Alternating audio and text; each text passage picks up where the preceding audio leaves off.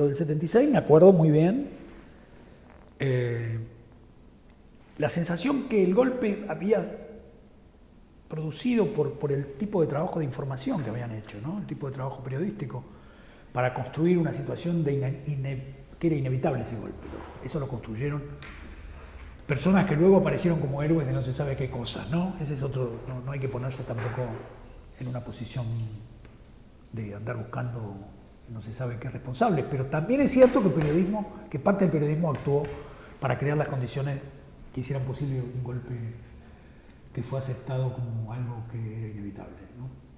Entonces, me parece que las posibilidades de defender al gobierno de Isabel, que hubiera sido una de las razones posibles para que ese golpe hubiera por lo menos encontrado algún obstáculo, es decir, defender la trayectoria democrática, lo convirtieron en algo muy difícil y medio imposible. De modo que los militares entraron se hicieron cargo del poder con condiciones muy, digamos, muy, ¿cómo decirlo? No digo con una aceptación, porque no creo eso, sino con una legitimidad autodesignada, pero con una legitimidad que ellos mismos definían, que no había límites ahí para definir eso, ¿no? Yo no soy de los que cree, como algunos insinúan, que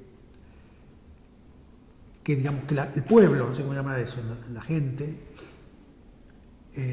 yo creo que la gente estuvo siempre en contra de los militares, ¿no? Salvo pequeños grupos de personas que podían mirar eso con cierto interés.